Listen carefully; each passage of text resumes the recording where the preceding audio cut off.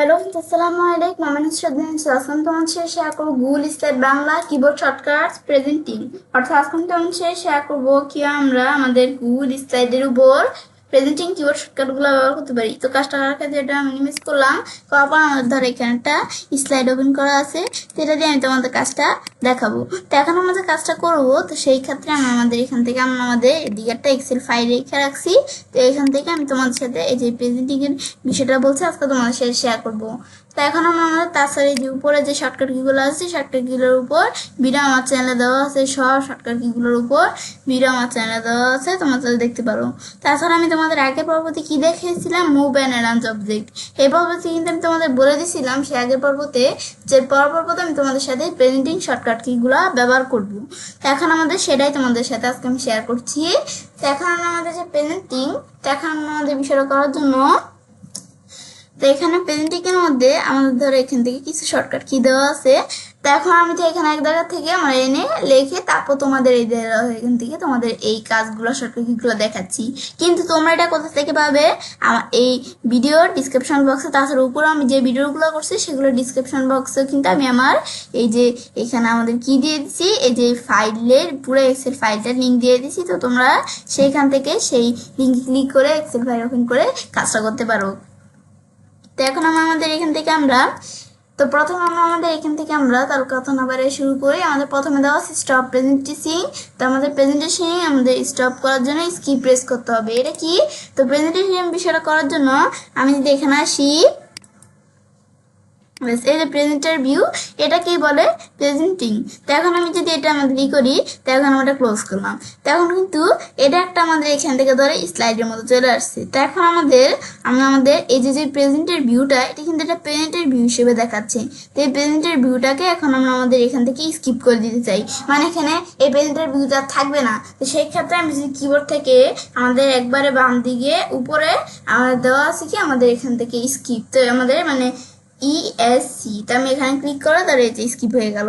এটা আমাদের presenter view skip করতে পারি। তারপর নেক্সট প্রিভিউস, এটা কি কাজ করে, আমি যদি এখানে আসি, আসার পর প্রেজেন্টার ভিউতে আসার পরে আমি যদি এখন আমাদের ধরো এই স্লাইডে আছি, এখন পরের স্লাইডে যেতে চাই, তো আমি যদি রাইটার প্রেস করি, ধরো আমাদের পরের স্লাইডে চলে আসলো। আবার রাইটার প্রেস করে এর পরের স্লাইডে, লেফটার প্রেস করে এর আগেরটা, মানে প্রিভিউস নেক্সটে যেতে পারি এভাবে।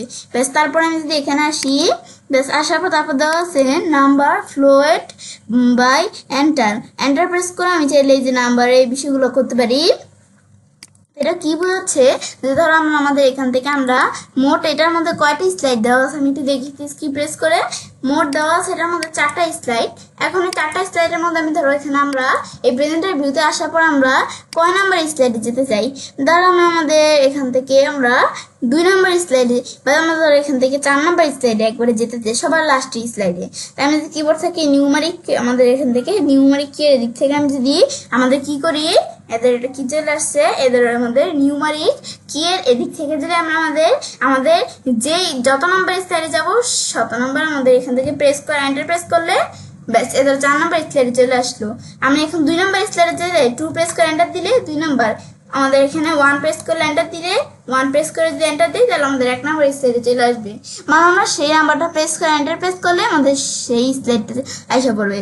ব্যাস তারপর আমি যদি এন্টার প্রেস করি, মানে তারপর আমি যদি এদিকে আসি, তারপর হোম আর ইন্ট, আমাদের ফার্স্ট স্লাইড লাস্ট স্লাইড। তা আমি যদি এখানে হোম ইন্টে কি কাজ করে, আমি যদি এখন আমাদের লাস্ট স্লাইডে যেতে চাই, ইন্ট প্রেস করো সবার লাস্ট স্লাইডে, হোম প্রেস করো সবার প্রথম স্লাইডে।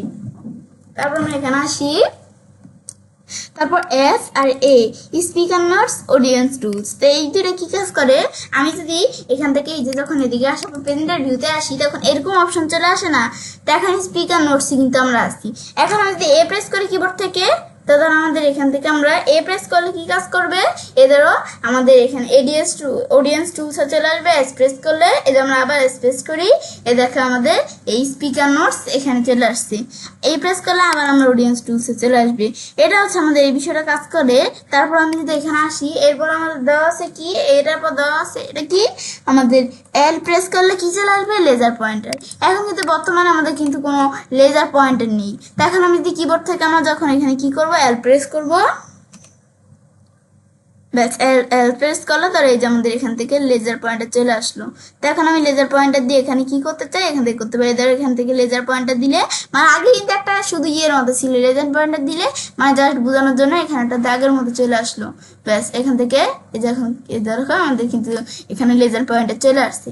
ব্যাস এটা আসার পরে এখন আমরা কিন্তু এভাবে আমরা এল প্রেস করে ধরো লেজার পয়েন্টার আমরা এখান থেকে আমরা আনতে পারি। তারপরে এখানে আসলে এরপর লেজার পয়েন্টার পর দেওয়া আছে আমাদের কন্ট্রোল পি দিলে প্রিন্টের অপশন চলে আসবে। আমি যদি এখানে আসার পরে কন্ট্রোল পি প্রেস করি কিবোর্ড থেকে, তো কন্ট্রোল পি প্রেস করলে আমাদের এই যে এখান থেকে আমরা প্রিন্টের অপশন চলে আসছে। এখন প্রিন্ট করতে পারি আমরা চাইলে, এই যে কি প্রিন্ট করব এগুলো সব দেখা যায়, প্রিন্টে ক্লিক করে প্রিন্ট হয়ে যাবে। তাছাড়া প্রিন্টের উপর ভিডিও আমার চ্যানেলে দেওয়া আছে, তোমরা যারা দেখতে পারো। তারপর আমি যদি এই যে এখানে আসি, তারপর দেওয়া আছে কন্ট্রোল পি এর পর দেওয়া আছে কন্ট্রোল শিফট সি প্রেস করলে কি হবে, ইংলিশ অনলি টোগেল ক্যাপশন চলে আসবে।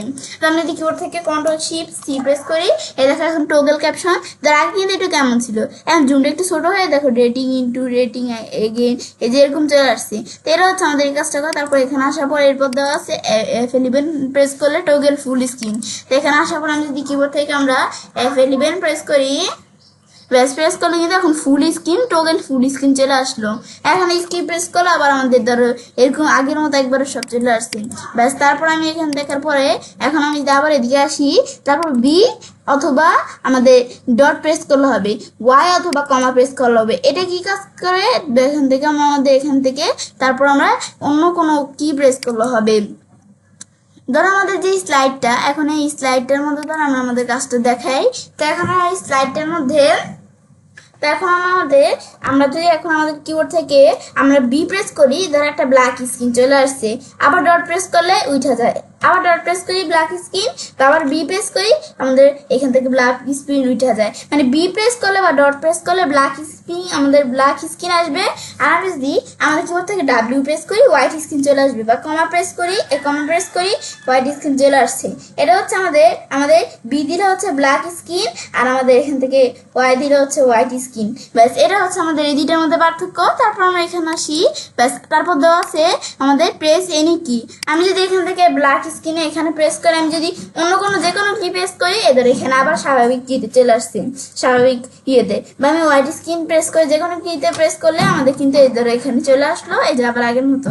ব্যাস তারপর আবার এখানে আসার পরে তারপর দেওয়া আছে এই বিষয়গুলো আমি কিন্তু তোমাদের দেখালাম। তাহলে আমি তোমাদের আবার বলে দিই, এই ভিডিওর ডিসক্রিপশন বক্সে আমি তোমাদের এই ফাইলটার লিঙ্ক দিয়ে দিব। তোমরা সেখান থেকে ক্লিক করে এই লিঙ্কে ক্লিক করে আমরা তোমরা চাইলে এই ফাইলটা ওপেন করে এই এক্সেল ফাইলটার থেকে তোমরা চাইলে এই শর্টকাট কিগুলো আমরা পেতে পারো। তো এখন আমরা আমাদের এখান থেকে তো আজকের ভিডিও তো এই পর্যন্তই। তো আমি তোমাদের আজকের ভিডিওতে এই প্যারেন্টিং এর বিষয়ে দেখালাম। পরবর্তী ভিডিওতে আমি তোমাদের সাথে এই ভিডিও প্লেয়ারের কাজটা দেখাবো। ব্যাস দেখার পরে তো ছেলে কাজটা করতে পারি। এবার আমরা খুব সহজে আমাদের এখান থেকে গুগল স্টাইলের উপর আমাদের কি করতে পারি, প্রেজেন্টিং কিবোর্ড শর্টকাটগুলো ব্যবহার করতে পারি। ফ্রেন্ডস, আমার আজকে এই ভিডিও তোমাদের ভালো লেগে থাকে তোমার চ্যানেলটি সাবস্ক্রাইব, লাইক, কমেন্ট এবং সবার সাথে শেয়ার করবে।